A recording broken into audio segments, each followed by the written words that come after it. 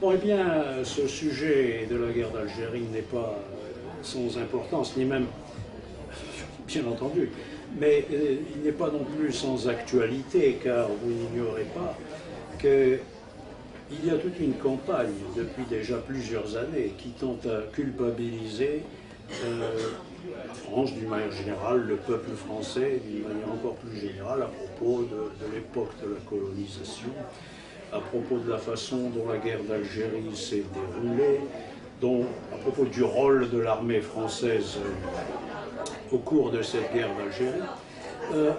On m'a demandé de venir pour parler avec vous du problème des harkis. Alors je pense qu'il s'agit de parler plus exactement de la façon dont la guerre d'Algérie s'est terminée.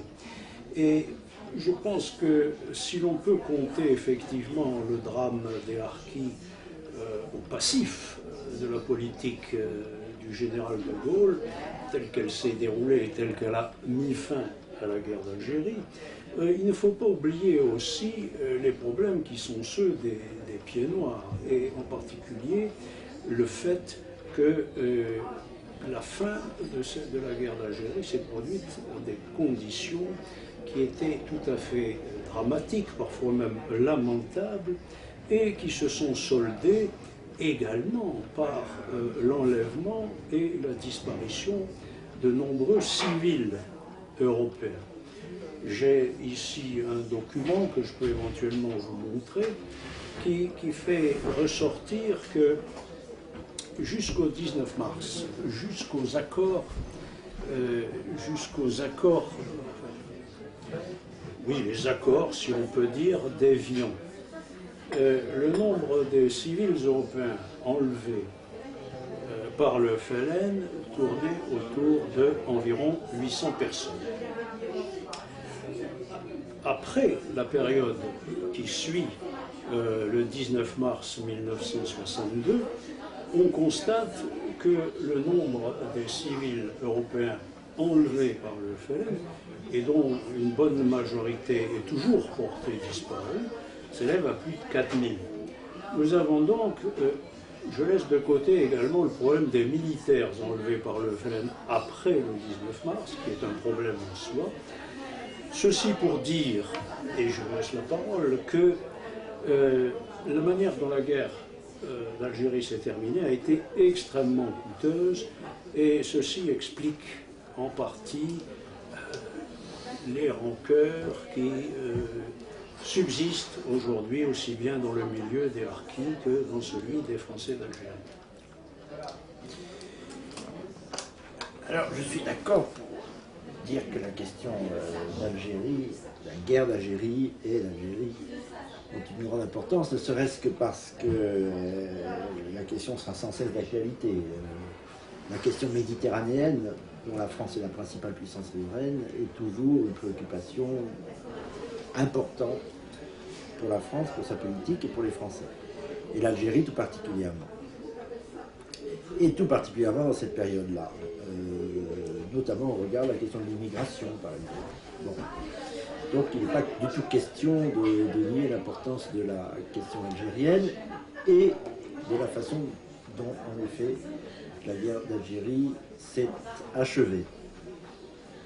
Par des accords. D'ailleurs, elle ne s'est pas achevée à ce moment-là, par les accords de mars 62, en effet, je suis d'accord avec vous là-dessus. Et je suis même d'accord avec vous pour dire qu'il ne s'agit pas vraiment d'accord. Vous avez utilisé le mot avec une petite précaution, et je comprends tout à fait cette précaution. D'ailleurs, je tiens à vous dire que vous connaissez fort bien cette question, j'ai donc une certaine révérence à formuler d'emblée. Vous connaissez très bien la question, je la connais moi sous l'angle de travaux que j'ai fait que je fais actuellement d'ailleurs sur le général de Gaulle. Je veux bien croire que tout n'est pas irréprochable, notamment ces hésitations dans la séquence algérienne. Simplement, ceux qui l'attaquent oublient quand même quelques points de détail qui, comme toujours,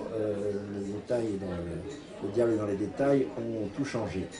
Je crois en gros, mais on va peut-être développer ça dans la conversation, que si culpabilité il y a, elle est partagée. Le gouvernement français a été engagé, très mal d'ailleurs, sous la 4ème République, dans une guerre qu'il a menée sans la mener, avec mauvaise conscience, en faisant des choses qu'il ne faut pas faire. Le général de Gaulle en a pris la suite, il a tergiversé, on peut le lui reprocher. La responsabilité des plénipotentiaires, comme il disait pompeusement algériens, est très lourde aussi, très lourde, car aucune parole, c'est pour ça qu'on peut discuter le terme d'accord, n'a été respecté, même pas les textes.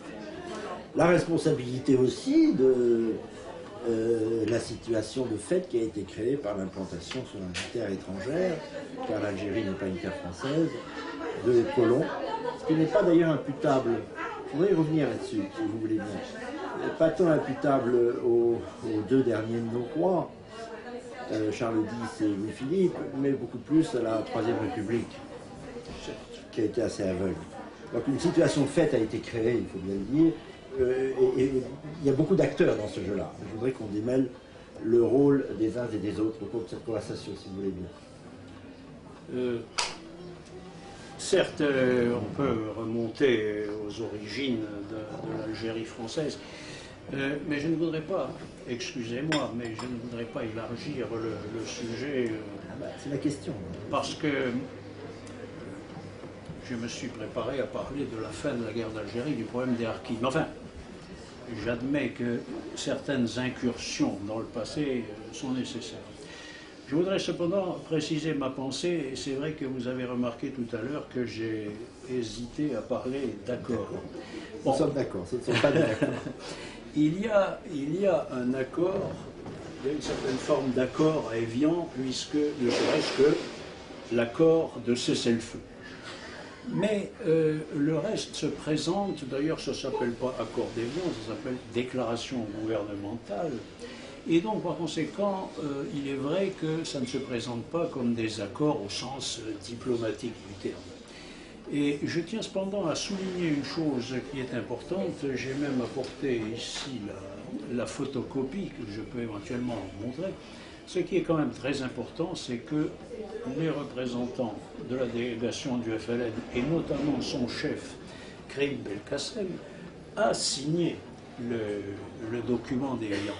Ce document, il a été paraphé par Karim Belkacem et signé en bonne et due forme et paraphé de différentes pages. Donc par conséquent, le FLN a une lourde responsabilité dans ce qui s'est passé après. Et je vais discuter, si vous le voulez, de la question des origines de l'Algérie française après. Mais ce que je voulais dire, c'est que il est vrai que les accords d'Évian n'ont pas été respectés. D'ailleurs, que s'est-il passé? Je l'explique dans mon livre. L'encre était à peine sèche, c'est-à-dire un mois après. La signature à Évian est le 18 mars, la proclamation le 19. Or, moins d'un mois après, c'est-à-dire le 17 avril, le FLN lance une campagne d'enlèvement dans le milieu des Européens d'Algérie, à Oran, Alger, dans la Mitidja, dans la campagne oranienne. Et ces enlèvements vont tout de suite porter sur des milliers de personnes.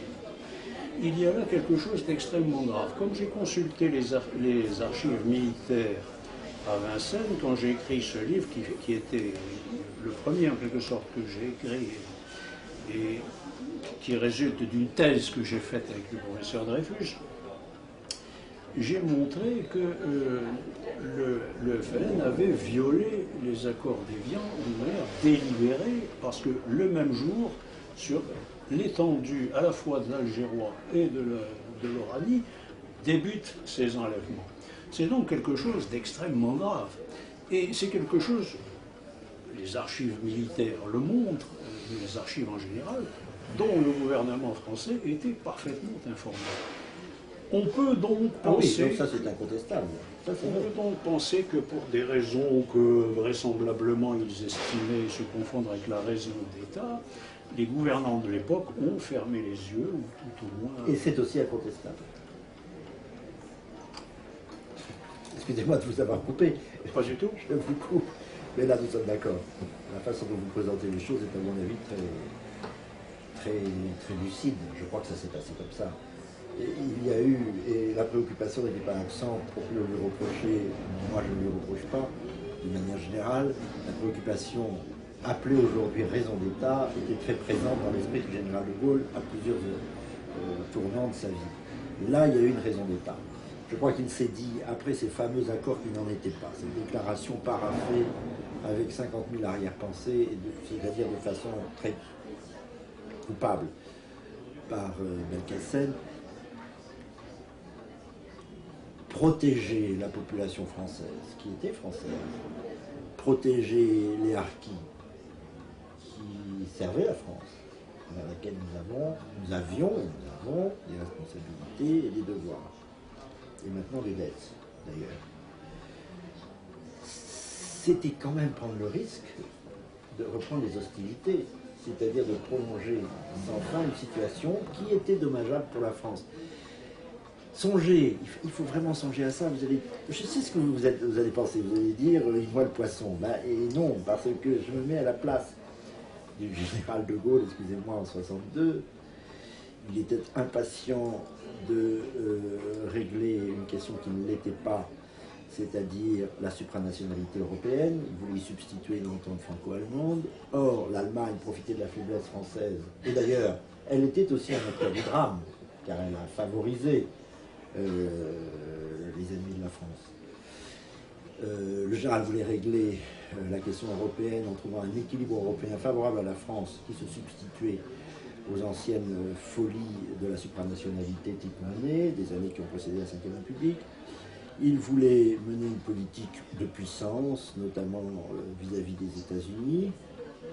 Il voulait renouer des rapports ô combien distendus par les errements de la Quatrième République et aussi par la faiblesse française qui avait été si sèchement battue en 1940, des rapports avec le reste du monde.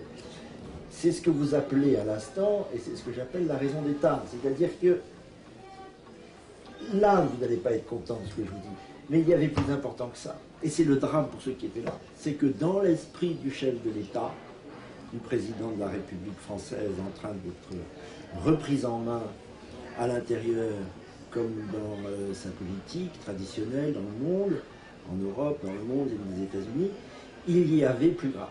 Et il fallait tourner cette page. Et donc il a fallu fermer les yeux. Ils ont fermé les yeux, tout en sachant ce qu'il y avait derrière les yeux. Je ne dis pas qu'ils n'étaient pas au courant. Mais prendre la responsabilité, cher monsieur, de protéger, c'est-à-dire par les armes, les Français et les harkis, c'était prolonger sans fin cette guerre si dommageable pour la France. Voilà.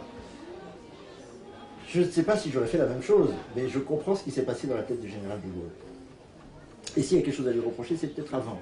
C'est la duplicité, la terrible duplicité des premiers mois ou même des premiers jours qui ont suivi son arrivée au pouvoir. Là, oui. Et puis ensuite ses hésitations. Il ne voulait pas lâcher Michel, au fond. Et il savait que c'était nécessaire. C'est dramatique pour lui aussi, de certaine façon. Mais enfin, il en a résulté des promesses non tenues, des hésitations, des espérances qui ne pouvaient qu'être déçues. Et ça, c'est en effet très critiquable. Mais sur 62 et sur l'impératif de raison d'État, là, je le comprends. Oui, alors vous comprenez, mais vous comprendrez aussi que certains, pas seulement des historiens, le retiennent contre lui. Parce que vous dites, je trouve quand même que vous faites bon marché et des harkis et des pieds noirs. Parce que vous dites, il aurait fallu reprendre la guerre. Non. N'oublions pas en effet un certain nombre de directives qui sont accablantes pour les autorités de l'époque. Quand on envoie dans les chaînes de commandement militaires des directives demandant de ne rien faire pour rapatrier les harkis, lorsqu'on, à plusieurs reprises, pas seulement une fois au mois de mai, M. Jox, mais à plusieurs reprises, les responsables militaires demandent qu'on n'aille pas rechercher les harkis dans les villages où ils peuvent être en danger. Il y a là une... disons que l'honneur est sacrifié. Et, quel honneur?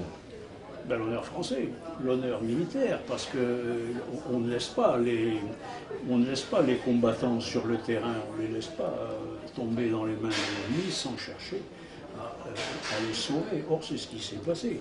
Les directives étaient: n'allez pas les chercher, faites en sorte que ceux qui sont dans les camps, eh bien, on n'en accueille pas d'autres. Enfin, je donne toute une série de directives qui s'échelonnent nous apprenant tout l'été 1962. Cet abandon est un abandon, si vous voulez, qui ne résulte pas d'une négligence. D'ailleurs, c'est vous qui parlez de duplicité, et il ne s'agit pas d'une négligence, il s'agit d'une véritable politique qui se répète, avec des directives qui sont toujours dans le même sens. Et lorsqu'au mois de novembre, toute la presse française commence à se faire l'écho de massacres de harkis plus ou moins systématiques, et sur toute l'étendue du territoire algérien, des directives militaires viennent encore rappeler que les capacités d'accueil de la métropole sont saturées, ce qui est extravagant compte tenu de ce que nous savons. De sorte que, tout ceci pour dire, cher monsieur, je comprends les exigences qui, aux yeux du général de Gaulle, étaient primordiales, à savoir l'Europe, la balance, entre les deux grands, enfin, etc., etc. Tout cela avait son importance, mais ceci n'explique pas une négligence, même parfois un mépris. Le livre de Perfit, ici, nous montre un de Gaulle, le 5 juillet 1962. Des centaines d'Européens sont massacrés à Oran par des gens, des civils, des gens du FLN, des militaires, des civils armés, etc., etc. Donc ce massacre concerne plusieurs centaines de personnes. C'est monstrueux. Les choses ne se passent pas du tout comme il était prévu qu'elles se passent au terme des accords d'Évian. Christian Fouché disait quelque temps après: tout rentre dans l'ordre en Oranie. Et là-dessus, il y a un massacre de plusieurs centaines de personnes. Or, si vous lisez le livre de Perfit, vous verrez qu'à la réunion du Conseil des ministres qui suit, le général de Gaulle dit textuellement ceci: en Algérie, à part quelques enlèvements, tout se passe bien. C'est ahurissant. Il n'y a pas seulement une duplicité, il y a aussi une indifférence. Et quelque chose qui n'est pas acceptable, si vous voulez, d'un point de vue moral. Ça me fait penser à la phrase de Saint Paul, n'est-ce pas? Ne faites pas le mal pour produire un bien. C'est inacceptable d'un point de vue moral. Et ce qui est inacceptable d'un point de vue moral peut être acceptable et même nécessaire d'un point de vue politique. Oh là là. Oh là. Écoutez, je vous laisse la responsabilité. Ah, de la politique. Et nous sommes ici dans une question politique, pas une question morale. D'autant que je le répète, s'il y a tort, ils sont infiniment partagés et depuis plus d'un siècle. Mais j'incriminerai beaucoup la politique coloniale. Moi, je suis assez anticolonialiste, pour tout vous dire. Je pense que vous n'êtes pas le seul. Il y a toujours eu un parti anticolonial en France. Le général de Gaulle était plutôt dans le parti anticolonial. Il l'avait montré d'ailleurs au cours du premier séjour qu'il avait fait dans un pays arabe à la fin des années 20 à Beyrouth. Il répétait, mais ça c'est tout à fait dans sa conception du monde, il répétait que jamais les Arabes seraient assimilables, que les civilisations étaient trop différentes pour se concilier. D'ailleurs, je persiste à le penser. Sa représentation du monde, vous savez, c'était un essentialiste d'une certaine façon. La France était la France, le monde arabe était le monde arabe, l'Allemagne était l'Allemagne, la Chine était la Chine éternelle, etc. Et un monde en ordre, c'était un monde qui comptait, eh bien, l'Allemagne avec ses Allemands, l'Italie avec ses Italiens, il l'a dit à propos de l'Europe. Et on pourrait dire, le Japon avec ses Japonais, la Chine avec ses Chinois, les Mexicains, le Mexique avec ses Mexicains, chacun chez soi en somme. Et c'est ainsi d'ailleurs que le monde est intéressant. La diversité, elle ne doit pas être lue à l'échelle d'une seule nation. Nous la ressort aujourd'hui la diversité. La diversité, c'est la diaprure du monde, c'est la diversité des civilisations du monde, ce qui suppose qu'elle ne se mélange pas. Le général de Gaulle, essentialiste et platonicien comme il était, n'aimait pas les mélanges. Voilà. Et je ne pense pas qu'il eût approuvé la colonisation, quand bien même s'explique-t-elle par l'histoire de France et une sorte de compétition dans laquelle la France a été lancée, notamment avec l'Angleterre. C'est le drame de l'histoire et c'est le drame de la politique où la morale ne retrouve pas toujours ses petits. Je vous reprendrai simplement sur un point,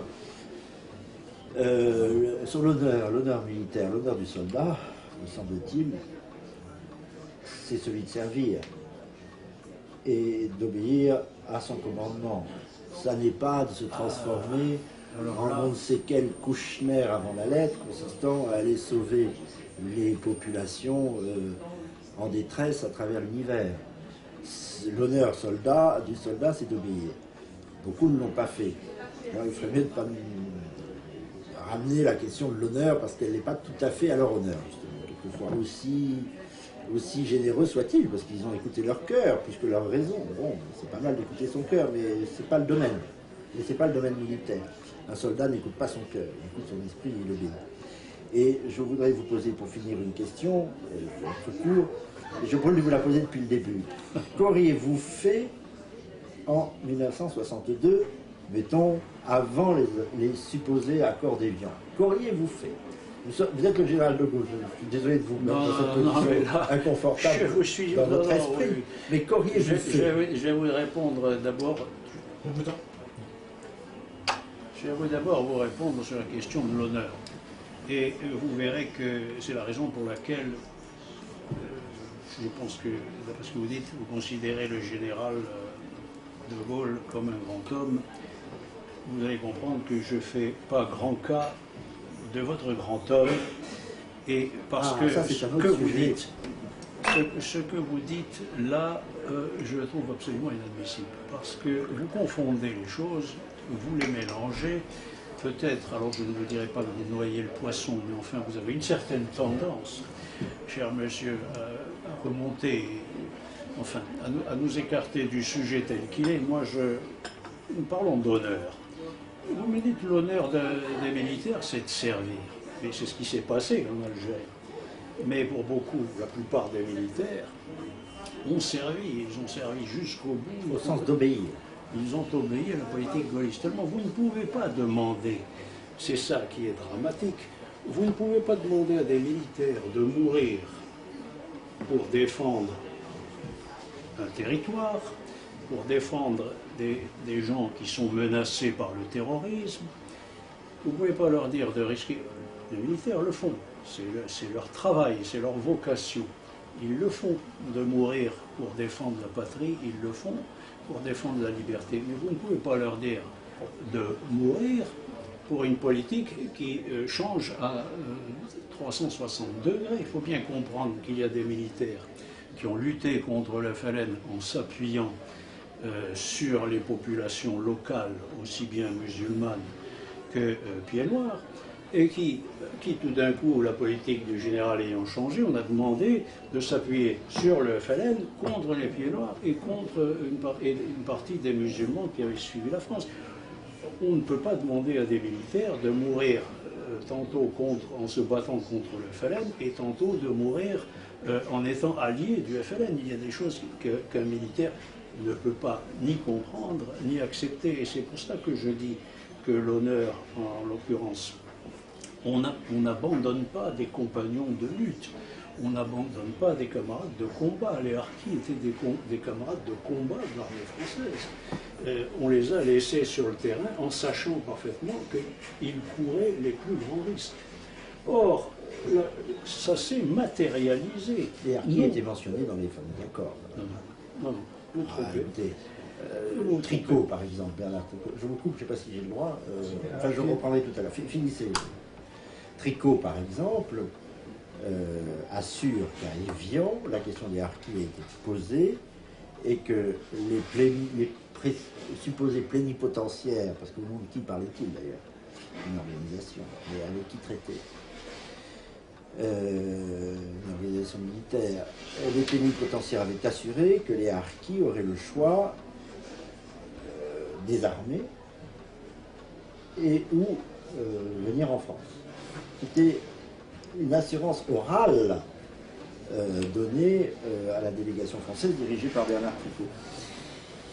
Vous ne répondez pas tout à fait à la question que je vous pose, qu'auriez-vous fait? Bon, mais je vois bien, vous avez un côté un peu, je vais dire 68 ans, vous avez trouvé ça un peu polémique, mais vous faites passer la raison individuelle et la raison du cœur, et vous appelez ça l'honneur, avant la raison politique, avant les nécessités de l'État. Bon, je sais que c'est dans la culture d'aujourd'hui, alors on s'apitoie. Bon, apitoyons-nous. Mais quand même, je crois qu'il y a quelque chose au-dessus, c'est l'intérêt supérieur de la nation.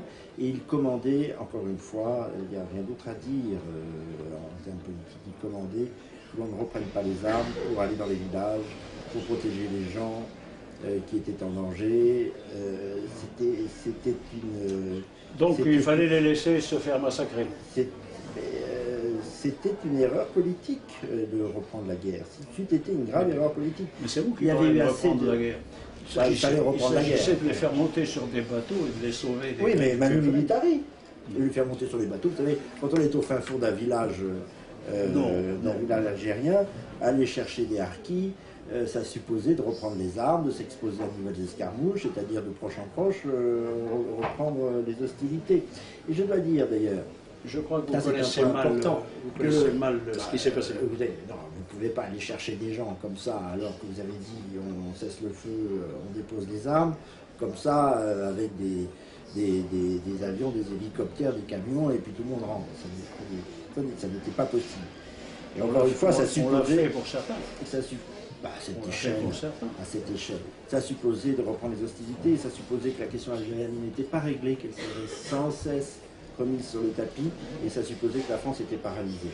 Alors, vous ne me répondez pas, vous ne me dites pas ce que vous avez fait. Vous auriez, au fond, fait une vaste opération humanitaire consistant à aller chercher tout le monde et à rapatrier tout le monde en quelques semaines. Je vous répète que c'était noble, mais ce n'était pas possible. Et puis le général, je dois vous dire, ce n'est pas nécessairement mon avis, mais je répète, vous ne l'aimez pas du tout, le général de Gaulle, je vois bien, bon, vous n'êtes pas le seul. La question n'est pas là, c'est sa politique que je n'aime pas. De tous les côtés, il y a eu toujours un antigaullisme, même avant 40. Ça n'a rien à voir, ça n'a rien à voir. Si, c'est un personnage qui a suscité des haines terribles, si. Mais représentez-vous bien que le général de Gaulle voulait que chacun vive chez soi. Voilà. Et qu'il n'était peut-être pas non plus tout à fait réjoui à l'idée que viennent en France des millions de personnes. Des millions. Oui. Exagéré. En comptant les rapatriés qu'il fallait rapatrier, un afflux de population nouvelle, ou alors on fallait jouer l'assimilation, mais ça n'entrait pas du tout dans ce cadre. Vous n'oubliez qu'une chose, cher monsieur, c'est que ces gens-là étaient des Français. Ils étaient des Français, bien sûr.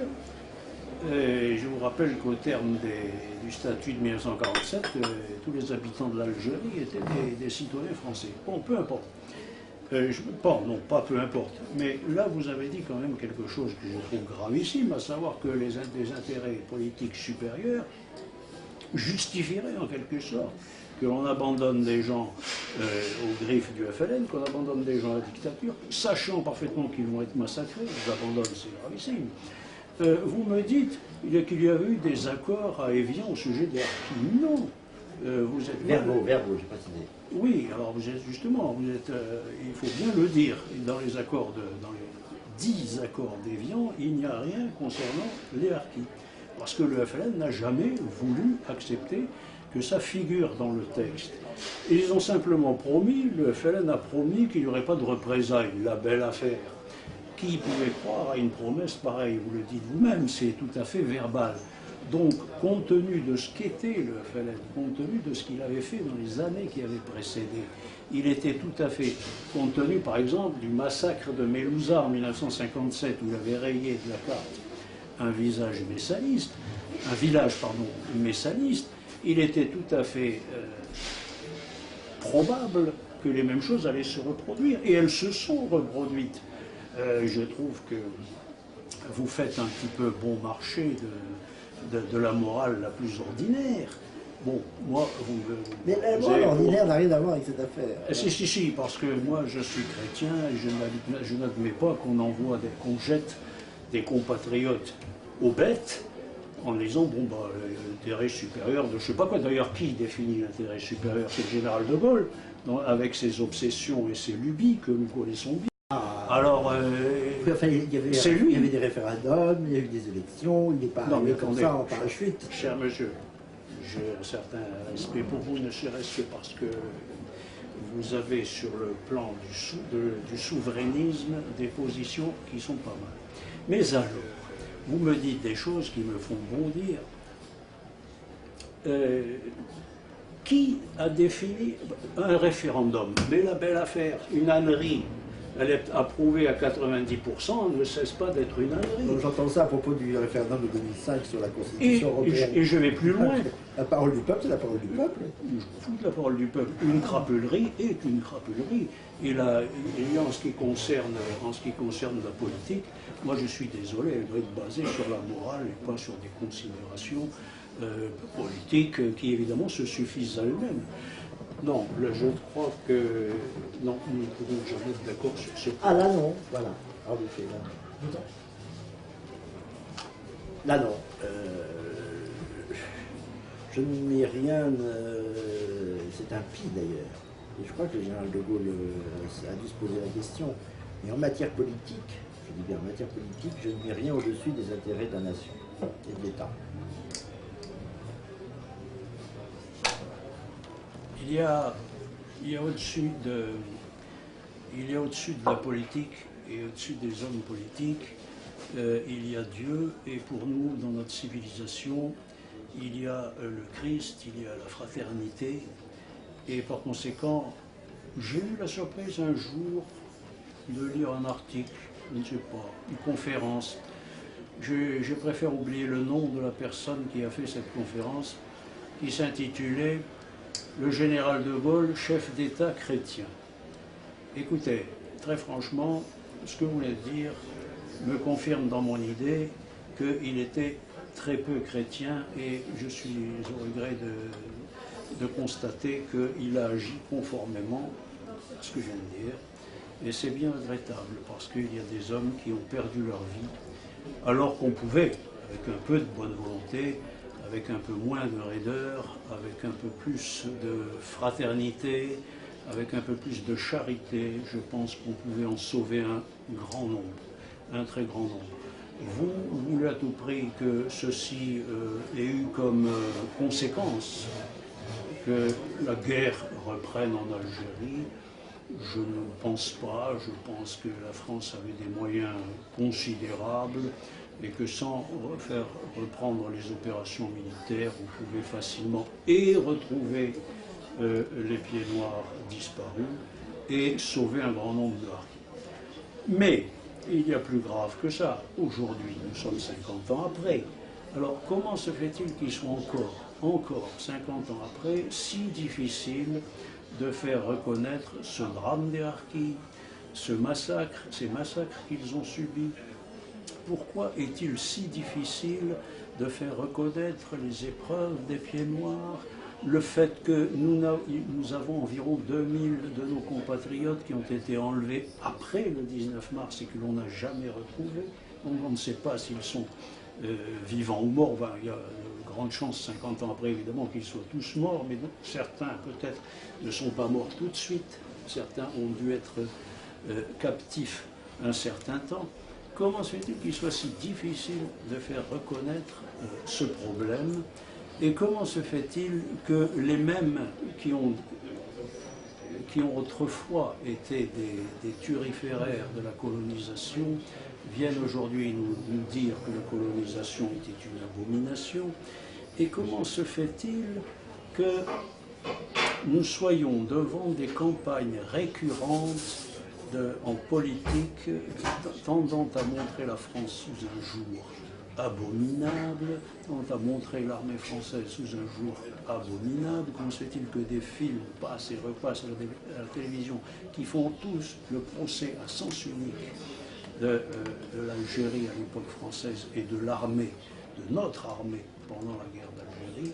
Moi, voilà les questions que je pose. Si il y avait de si belles explications et s'il y avait tant de justifications à ce qui s'est passé à l'époque, pourquoi cache-t-on, continue-t-on de cacher ces drames et ces tragédies? Alors, appuyez sur le bouton et Paul-Marie Couteau, vous avez 7 minutes de retard, donc vous pouvez y aller franchement. Bon, alors, beaucoup de choses. D'abord, vous dites que le drame n'est pas reconnu. Il l'est et il fallait qu'il le soit, et il a été bien tard, c'est un fait. J'y ai minusculement contribué d'ailleurs, puisque j'avais beaucoup plaidé dans les années 90. J'étais au cabinet de Philippe Séguin pour qu'il aille voir sur les Invalides, sur l'esplanade des Invalides, des harkis qui campaient à proximité de l'Assemblée nationale. Il est allé les voir. Je l'ai presque tiré par la main. Il est allé les voir. Ça a été beaucoup trop long. J'avais signé des pétitions pour aller des harkis. Je ne vous le reproche pas. Je pense bien. Ça a été beaucoup trop long d'ailleurs pour que la France, ne serait-ce que vis-à-vis des descendants, fasse ce qu'il était impératif de faire beaucoup plus vite. Et encore une fois, je ne nie pas qu'il y avait une sécheresse terrible chez Général de Gaulle, de ce point de vue-là, et chez les gens qui l'ont entouré aussi. Hein. Bon, il ne faut pas non plus faire une conception irrationnelle du devoir d'État et de la raison d'État. On l'a reconnu, il faut reconnaître aussi le drame des rapatriés qui est épouvantable, Je me mets à la place de quelqu'un qui vit, qui est né, qui a ses amis, sa propriété, qui d'un seul coup est prié de traverser la mer. C'est effrayant. Bon, mais encore une fois, vous dites, la France avait les moyens de protéger et au fond de continuer la guerre ou pas, en tout cas de continuer à être présente de telle sorte qu'il ne se passe rien, et qu'il n'y ait pas de représailles. Mais les moyens de la France n'étaient quand même pas inépuisables. Ça coûtait extrêmement cher, tout ça. En plus, est-ce que vous voyez, tout le long des années 60, il fallait continuer à poser la question sans fin, qu'elle se serait reposée sans fin, car on ne pouvait pas faire fond sur le FLN devenu État algérien, État d'ailleurs qui n'a jamais été vraiment un État et qui n'est pas davantage aujourd'hui. L'Algérie est un pauvre pays, sans État. On ne voulait pas sans cesse immiscer la France dans cette fourmilière. C'était extraordinairement dangereux pour nous, pour modifier complètement notre politique en Méditerranée, vis-à-vis de l'Afrique, vis-à-vis du tiers-monde, vis-à-vis des États-Unis qui nous attendaient au tournant. La France était mise en accusation à l'ONU sans fin. Les principaux partenaires de la France, comme d'habitude, la Grande-Bretagne, l'Allemagne, jouaient contre la France. Il fallait enlever le pied de cette pétaudière, voilà. Et le drame est que pour autant, la France n'avait pas mal agi en Algérie. Et que la France a apporté beaucoup de choses à ce pays. Je crois que c'est incomparable ce qu'elle était il y a 70 ans et ce qu'elle est aujourd'hui. Bon, mais enfin c'est ainsi. On pourrait d'ailleurs faire en sorte qu'on pourrait rêver, mais vous avez un côté rêveur quand même, un côté, bon c'est bien, c'est pas mal aussi, un côté un peu idéaliste. Il faudrait sauver tout le monde, il faudrait maintenir la présence française là où il y a de la pauvreté, du désordre, imposer des règles minimales de civilisation à la française. Mais ce n'est pas comme ça que tourne le monde, voilà tout. Et je ne voudrais pas non plus qu'on en profite trop pour salir la France, parce que si j'ai la position que j'ai, c'est parce que je souffre moi aussi qu'on ait attaqué la France pour ce qu'elle a fait au long des générations en Algérie, mais je ne veux pas qu'on l'attaque non plus parce qu'elle en est partie. Voilà, je pense que je voudrais la défendre, cette pauvre France, quel que soit ce qu'elle a fait. Voilà. Mais je suis sûr que vous me comprenez. Pas tout à fait. Ah bon, vous ne comprenez pas. Il faut comprendre en effet qu'il ne s'agit pas en l'occurrence de la France. Je reprocherais au général de Gaulle d'avoir mis fin. Il a choisi la pire des solutions. Il y avait d'autres solutions. C'est ce que je vous demande. On pouvait, vous m'avez demandé tout à l'heure, alors j'y viens, il y avait quelque chose, bien sûr, l'indépendance de l'Algérie était dans l'air du temps. Je ne dis pas que l'Algérie française n'était pas viable, pas du tout. Je pense que c'était la meilleure solution, mais il y avait le contexte international, il y avait toutes sortes de choses. Mais on pouvait parfaitement concevoir une indépendance avec comment dirais-je, des musulmans modérés, acquis à la France. On aurait pu très bien concevoir une indépendance dans laquelle la France aurait maintenu son influence. Donc, je ne suis pas d'accord avec vous quand vous me présentez les choses comme s'il n'y avait que deux solutions, où on faisait la guerre pendant la guerre de 100 ans, ou alors on partait, et puis, ma foi, en cassant pas mal de vaisselle. Bon, je pense qu'il y avait d'autres solutions, je pense qu'il y avait des solutions qui, il est vrai, requéraient un certain temps, c'est-à-dire qu'il fallait aussi que les esprits s'apaisent. Bon, c'est la pire des solutions qui a été choisie. On s'en va, les pieds noirs, on les laisse tomber. Vous avez effectivement dit quelques mots qui semblent indiquer que vous êtes sensible. Effectivement, il faut se rendre compte de ce que ça signifie quand on vous dit, bon ben vous êtes là, moi j'étais là-bas depuis, je suis la 5e génération. Quand on vous dit, mon père, mon grand-père, mon arrière-grand-père sont nés en Algérie, quand on vous dit maintenant c'est fini, il faut passer de l'autre côté, et puis que des gens viennent vous dire ben, l'intérêt est supérieur du pays, etc., c'est difficile à encaisser. Mais je ne suis pas convaincu que l'intérêt supérieur du pays consistait à tout abandonner, à partir le plus vite possible. C'est ça, ça a été ça la catastrophe. Parce qu'il y a quelque chose que je reproche au général. Il n'a pas compris un aspect de la guerre d'Algérie qui était que la guerre d'Algérie était une guerre contre le terrorisme. Et ça, il a vu ça tout à fait autrement. Lui, il voyait ça comme une nation en formation, j'imagine. Et là, bon, alors nous, on est Français, eux, c'est les Arabes, et puis là-bas, c'est une nation. Nous, on est une autre nation. Mais tout ça, c'est un peu schématique, pour dire le moins. En réalité, nous avons remis, quand je dis nous, certainement, je n'ai aucune responsabilité là-dedans, mais les autorités de l'époque ont remis l'Algérie au FLN, clé en main. Il n'y avait pas que le FLN en Algérie, il y avait aussi les messalistes, il y avait des communistes, Dieu sait que je ne suis pas sur ces positions-là, mais il y avait d'autres tendances. Ces tendances, on les a complètement négligées. Le FLN, le 1er novembre 1954, avait publié un communiqué dans lequel il disait « Nous lutterons pour l'indépendance de l'Algérie par tous les moyens ». Donc il annonçait la couleur. Deuxièmement, il disait « Il faut ouvrir des négociations pour l'indépendance avec les représentants qualifiés du peuple algérien, c'est-à-dire avec eux ». Le FLN prétendait représenter exclusivement le peuple algérien, ce qui était monstrueux. D'autant plus monstrueux que ceux qui n'étaient des Algériens qui n'étaient pas d'accord avec lui, il les massacrait. Bon. Or, malgré tout cela, on remet à ces gens-là, qui sont des terroristes, on leur remet l'Algérie clé en main. Bon, il se trouve que le FLN était un mauvais serrurier, il n'a pas pu... Mais ça, c'est autre chose.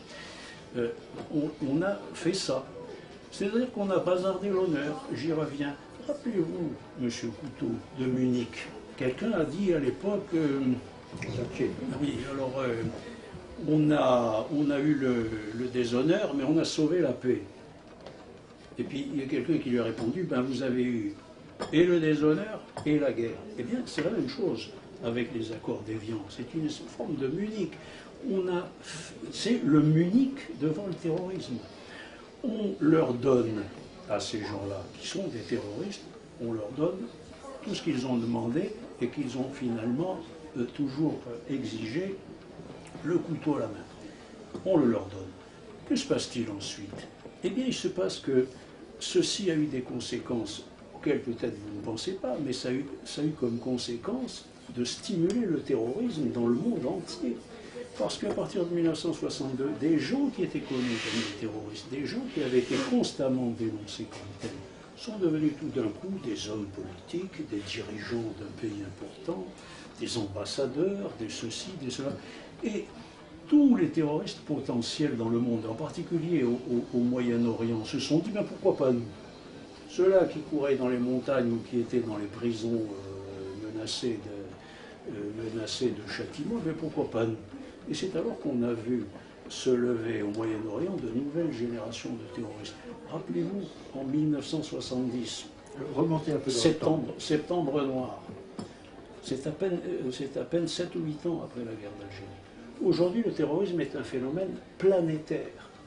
Et je suis absolument persuadé que la manière dont la guerre d'Algérie s'est terminée, cette consécration que le général de Gaulle a donnée au FLN, a eu de l'importance. Ça a eu beaucoup d'importance pour nous. Alors, 8 minutes de retard. Pareil. vous élargissez quand même la question en faisant une affaire de lutte contre le terrorisme. Ça a une Ça a toute toujours autre, été ça. une toute autre dimension. Le terrorisme dans la région, il n'a pas commencé dans les années 50. L'État d'Israël, tout le monde le sait, est consécutif à l'action terroriste des militants sionistes, dont certains chefs sont devenus premiers ministres, qui ont eu des ambassadeurs, etc. Le terrorisme, encore une fois, est bien plus ancien. Et alors, je veux bien croire que ça donne une responsabilité particulière, mais qui éradiquera jamais le terrorisme? Qui arrivera un jour à faire en sorte que des tueurs, des tueurs, et encore une fois, c'est Dieu comme le monde, soient un jour reconnus comme des responsables? On a beaucoup fait de parallèles avec la résistance française. Ah non, non. Et les terroristes, les là, je soi-disant vous arrête, terroristes. ça n'a rien à voir. Ne m'arrêtez pas, ne m'arrêtez pas. Ça n'a rien à voir. Le terrorisme, évidemment, en face d'un État, a des armes que l'État n'a pas. Il peut perpétuellement taper n'importe où, partout, etc. Et, le fait est qu'il vaut mieux ne pas lui donner. C'est pas ce que faisait la résistance française, vous l'admettrez. Laquelle faisait quoi? Bah, elle tapait n'importe où, n'importe qui. Jusqu'à preuve du contraire, c'était L'occupant, si, quand même. Et justement, je suis d'accord. Donc ce n'est pas ça le terrorisme. Le terrorisme, c'est justement taper n'importe qui. C'est installer la terreur à des fins politiques. Mais, Ah non. bah, si. Pas d'accord. Bon, ça, Non. vous savez, les années, les journées de septembre 92, elles ont abouti à la République, elles avaient une petite allure terroriste aussi. Je veux dire, le terrorisme, encore une fois, il ne se résume pas à cette affaire, à cette affaire algérienne et aux années 50. Vous pensez que le terrorisme d'aujourd'hui est né de cette situation? Non, Il est très ancien, et spécialement dans la région. Non. Il y a une spécificité de ce terrorisme-là dans des pays se réclamant de ce type de violence pour stimuler des prétendues luttes de libération nationale. Et j'y reviendrai. C'est vous qui avez eu du retard. Hein. J'y reviendrai. Ça passe. Bon. Je crois que bon, mettons de côté la question du terrorisme, parce que je pense que ça nous engagerait très loin. Mais non, parce que alors en effet, à ce moment-là, oui, à ce moment-là, vraiment, c'est sans fin. Je sais qu'il y avait un parti de la guerre. Ce qui se passe aujourd'hui, c'est la continuation. Excusez-moi. Est-ce qu'il faut... Oui. Je sais qu'il y avait un parti de la guerre. Il y a un parti de la guerre à outrance. Il y avait un parti de la guerre à Alger, à Oran, parmi les Français, dans les années 60. Bon, ben, ce parti de la guerre, qui voulait tout faire pour prolonger la présence française, quel qu'en soit le coût, ce parti de la guerre n'était pas raisonnable. Et il pouvait, en effet, il y a eu du terrorisme du côté de l'OAS après, hein, vous savez, là, on n'a pas besoin d'attendre septembre noir, il y a du terrorisme sans fin, il y en a partout du terrorisme. Ce parti de la guerre voulait sans cesse que les hostilités continuent pour protéger sa terre, ce qu'il pensait être leur terre, mais ce n'était pas conforme aux intérêts de la France. Vous me dites, c'est pas chrétien. Et De Gaulle n'était pas... Et De Gaulle... en tout cas, c'est ma conception. De Gaulle n'était pas chrétien, mais alors très peu de rois de France étaient chrétiens. C'est-à-dire, quand Philippe IV le Bel envoie les pauvres templiers au bûcher, c'était pas très chrétien non plus. Pourtant, c'était nécessaire. Je crois qu'il est toujours nécessaire d'ailleurs de faire brûler des banquiers de temps en temps. Non, mais bon, ça me fait peur, vous, avec votre nécessité. Parce que je veux brûler des banquiers. Je crois que réduire la dissidence occitane, c'était aussi une nécessité. La France s'est faite à coups d'épée, elle ne s'est pas faite à coups d'encensoir. Et les rois ont été les premiers à l'œuvre, et je leur rends grâce. Ils n'étaient pas pour autant non chrétiens, mais je crois qu'ils distinguaient... vous savez, en France, le roi, contrairement aux empereurs, n'est pas couronné par le pape. Le roi dort près du livre. Il dort près du livre, mais il ne se confond pas, il n'a pas de fonction sacerdotale, il ne se confond pas avec le service de Dieu. Ce n'est pas un soldat de Dieu, c'est un soldat de l'État et de la nation. Je crois que c'est là-dessus que porte notre différent en réalité. Vous avez une vision plus, oui, chrétienne, sentimentale, humanitaire. Bon, je le comprends, mais je répète que rien n'est plus important que l'intérêt de l'État. Je sais que j'ai un peu de retard du point de vue de temps de parole, mais au fond, je n'ai à peu près rien d'autre à dire que cela. Et je sais que cette plaie sera sans cesse ouverte et qu'on accusera sans cesse la France parce qu'elle a abandonné des gens qui l'ont servi. Elle ne l'a pas fait quand cette circonstance de guerre et aucun État n'est blanc ni bleu. Ça, c'est sûr. Mais je vous en prie, essayons de prendre un peu de recul. Vous dites notamment d'ailleurs que les intérêts français ont été bradés. Non, des coopérants sont restés, des intérêts économiques français, notamment pétroliers, ont été maintenus. C'était pas facile parce que les Américains étaient derrière et entendaient, les Américains ou les Russes, mais surtout les Américains, entendaient faucher l'héritage, parce qu'il y a un héritage. Je considère qu'il a été maintenu. Et encore une fois, je pense qu'il fallait... il faut s'interdire d'empêcher à la France d'avoir été en Algérie et de l'accabler parce qu'elle en est partie. Voilà. Il fallait à un moment ou à un autre mener une politique conforme à ses intérêts. C'est tout. Je crois que vraiment je ne répéterai que cela et je crois que ça nous distingue. Le fait est que ça nous distingue ou ça nous oppose, mais je n'ai rien d'autre à dire. Ça n'empêche, il n'empêche que cela fait des drames et que ces drames, il faut les reconnaître comme étant des drames. Qu'il y a des plaies et que ces plaies, il faut les penser. Et je crois qu'on a un peu trop tardé à le faire, mais elles sont faites maintenant. Enfin, ça se fait maintenant, ça se fait davantage. Nous sommes 50 ans plus tard, et je pense qu'on a assez de recul pour les uns et les autres désarmer nos passions, quand même, non? Alors, le bouton, et vous aurez 4 minutes pour conclure, M. Monneret. Ah, je conclus. En 4 minutes. D'accord.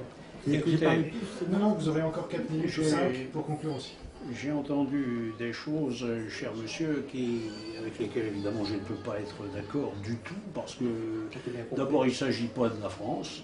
Vous avez tendance à parler, vous autres les gaullistes, comme si vous étiez les propriétaires de la France, je m'en excuse. Il ne s'agit pas de la France, il s'agit de la politique du général de Gaulle. Et on peut parfaitement, j'ai essayé de le suggérer, on pouvait parfaitement en concevoir une autre, et on pouvait, à mon avis, parfaitement en concevoir une qui soit moins coûteuse, rien n'obligeait de partir. Alors que, je le rappelle, l'armée française avait remporté une victoire militaire complète sur le FLN, rien ne nous obligeait à partir dans cette situation de véritable débandade. Bon, alors il est question d'accuser la France, moi je défends la France, mais je ne suis pas du tout d'accord avec vous. Je redis que le général de Gaulle a complètement négligé, il ne comprenait pas, d'après moi, la dimension guerre contre le terrorisme que revêtait la guerre d'Algérie. Alors il ne s'agissait pas évidemment d'en faire une guerre pendant 100 ans, l'armée française était victorieuse sur le terrain, donc le terrorisme du FLN avait été brisé. Or, que se passe-t-il? Ceci est unique dans l'histoire, une organisation révolutionnaire qui a perdu militairement se voit accorder tous ces objectifs de guerre, toutes ces revendications politiques, alors qu'elle a perdu militairement. Ça ne s'est jamais vu dans l'histoire, ou presque. Voilà que vous me dites maintenant, vous comparez, vous parlez du terrorisme avec beaucoup de légèreté, vous comparez la résistance française, ça n'a rien de comparable. Le terrorisme, ça consiste à s'en prendre aux civils. Nous avons eu des exemples multiples, non seulement à New York ces dernières années, mais à Madrid, ici même en France. Ça consiste non pas à essayer de détruire les forces armées de l'adversaire, ça consiste à s'en prendre à des gens qui n'ont qu'une responsabilité, ni civile, ni militaire, ni administrative, et à en tuer le plus possible. C'est ça la politique de Ben Laden. Or, le FLN utilisait ces méthodes-là. Il fichait des bombes dans les cafés, dans les écoles. Il ne s'agissait pas de... tuant aussi bien d'ailleurs des Européens que des musulmans. Hein, on dit toujours, bien sûr, ça... Comme aujourd'hui. Voilà. Alors, la résistance française, ce n'est pas ça. La résistance en France contre l'occupation, à ma connaissance, on ne posait pas de bombes dans le métro de Berlin, on ne cherchait pas à tuer le maximum de civils allemands, on s'en prenait à l'occupant. En tout cas, c'est comme ça que j'ai entendu parler de la résistance française. Donc ça n'a rien à voir, ce n'est pas la même chose. Combattre une armée, combattre les collaborateurs éventuellement d'une armée, c'est de la résistance. S'en prendre aux civils, et de préférence à des civils qui n'ont, comme j'essaie de le montrer dans mon livre, de préférence à des civils qui n'ont qu'une responsabilité, des enfants, des femmes, des retraités. Combien il y a eu d'attentats en Algérie contre des boulomanes, des gens qui se réunissaient le soir après 6 heures à la fraîche pour jouer au boule. Une multitude. Une minute. Je dis par conséquent qu'il y avait d'autres manières de traiter ce problème, il y avait d'autres solutions. Je n'accuse absolument pas la France, mais par contre, je le redis, la politique générale de Gaulle, à mon avis, était dangereuse et elle a été, ma foi, elle s'est soldée par de très nombreuses victimes que l'on pouvait certainement éviter. Alors, 3 choses pour conclure, puisque j'ai un peu de retard. Vous dites obstinément à la politique du général de Gaulle, comme s'il était seul à vouloir la mener. Je vous signale qu'il est arrivé au pouvoir dans les constitutions que vous savez, qui ont été sanctionnées par le peuple français, par l'approbation de la Constitution, puis ensuite par l'approbation des accords d'Évian. Il y a eu assez de référendums. Le référendum, je l'aime. C'est un instrument que j'apprécie et dont je respecte le résultat. Bon. Alors, la politique du général de Gaulle était la politique de la France, ou alors il n'y a plus d'État. C'est une différence des européanistes. Et n'est-ce pas tant mieux. Je m'en félicite, oui, je suis cohérent. Et je dois dire que c'était aussi la politique de la France, indépendamment de la politique des Français, parce que je crois que traditionnellement, je répète, pour la France, un monde en or est un monde qui respecte la diversité des civilisations. Les rois de France n'ont pas été très colonialistes, finalement. Le colonialisme est plutôt le fait de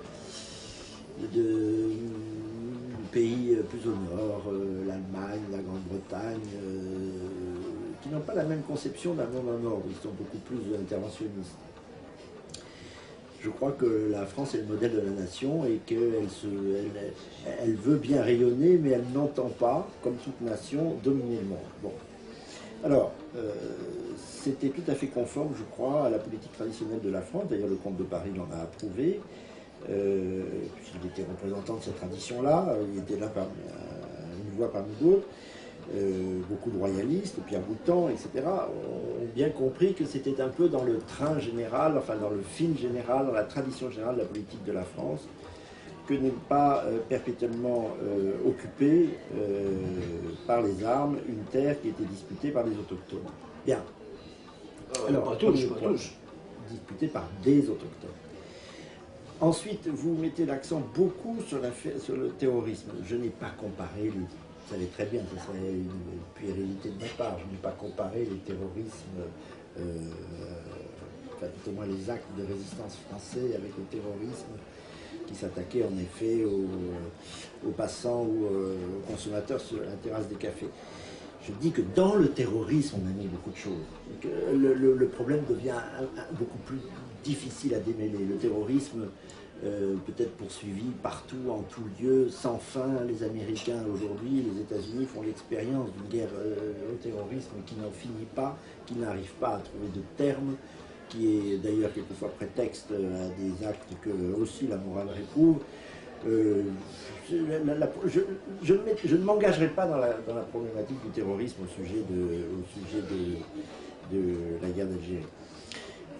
Parce que je crois que ça brûle beaucoup les lignes. Il est vrai simplement qu'il y a une opposition sur deux conceptions, sur deux points. Premier point où nous divergeons, est-ce que la raison d'État est plus forte que tout en politique? Je dis non, vous dites oui, il y a, comme Antigone, des lois supérieures. Bien, nous divergeons là-dessus. Deuxième opposition, vous nous avez dit l'Algérie française, il est faux de penser que l'Algérie française n'était pas viable. Vous considérez qu'elle était viable. Bah, moi, je ne vois pas très bien comment on aurait pu faire. Parce que vous dites très gentiment en passant qu'à partir de après la libération, tout habitant d'Algérie était citoyen français. Si l'Algérie était viable, tout habitant d'Algérie aujourd'hui est citoyen français. Comme dit l'autre, je demande à réfléchir. Et je crois vraiment que les conséquences eussent été incalculables et très très lourdes. D'ailleurs, je pense que la guerre n'aurait pas cessé, je pense que le terrorisme n'aurait pas cessé, je pense que 50 ans plus tard, on serait encore empêtré dans ces affaires-là. Je sais qu'il fallait trancher et que trancher est dur. Le général de Gaulle l'a fait à sa manière, qui est une manière militaire. Il l'a fait avec l'approbation de la France et je voudrais bien que la France cesse d'être accusée aussi en cette circonstance comme elle est en tant d'autres. Voilà. Je peux en dire un mot ou c'est fini? Il reste une minute de Paul-Marie Couteau qu'il peut vous offrir éventuellement. Je vous offre ma minute. Vous êtes gentil comme ça. Comme ça, vous aurez le dernier mot. Ouf, c'est pas ça. Mais une minute, vraiment. Vous dites que le général de Gaulle a tranché comme un militaire. Moi, je dis qu'il a tranché comme un boucher. Messieurs, merci beaucoup. Bon.